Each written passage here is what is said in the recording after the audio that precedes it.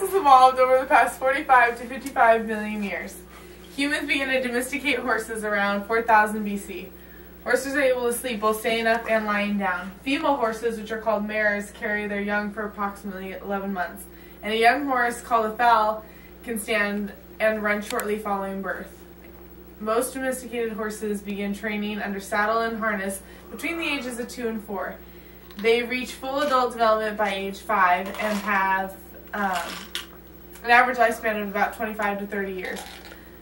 It's uncommon, but a few animals can live to be in their 40s. The oldest verifiable record was Old Billy, a 19th century horse that lived to the age of 62.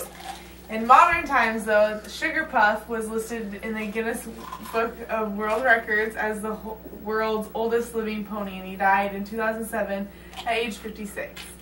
A foal, which is a horse of either 6 or less years.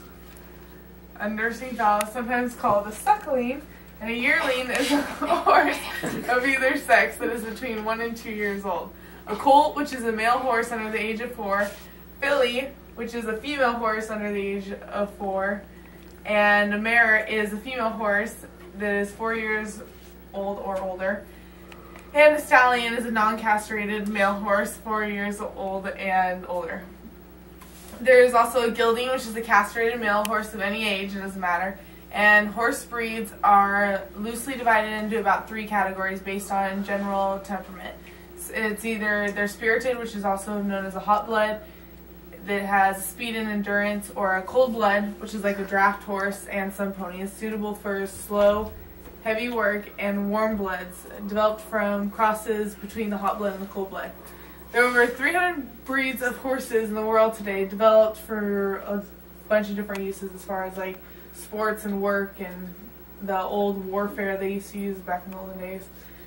Regardless of the horse's actual birth date, though, for most competition purposes, a horse is considered a year older on January 1st of each year on the northern hemisphere, and August 1st in the southern hemisphere. A very rough estimate of the horse's age can be made looking at the teeth. The height of horses is measured at the highest point of the withers, which is where the neck and the back meet.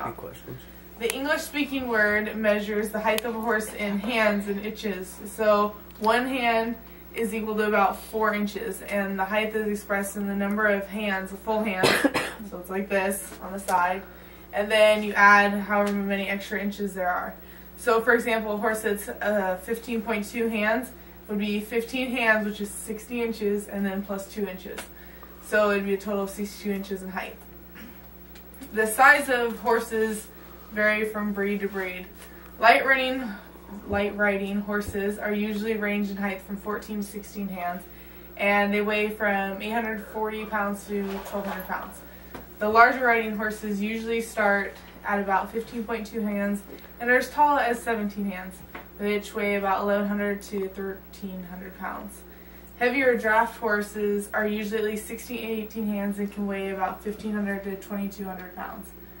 The largest horse recorded in history was a Shire horse named Mammoth, who was born in 1848, and he stood 21.2½ hands high, and his peak weight was estimated at 3,300 pounds. The current record holder for the world's smallest horse is Thumbelina, which is a fully matured miniature horse affected by dwarfism, and she's 17 inches tall and weighs 57 pounds. The ponies and horses, the main difference between them is that ponies usually have a thicker mane and tail overall, and their overall coat is usually thicker. They also usually have shorter legs, heavier bone structures, and they're shorter, thicker necks. They also have short heads with a broad forehead. They may be calmer than horses and also have a high level of intelligence more than horses. But that is about it, and that concludes my speech about horses. Okay.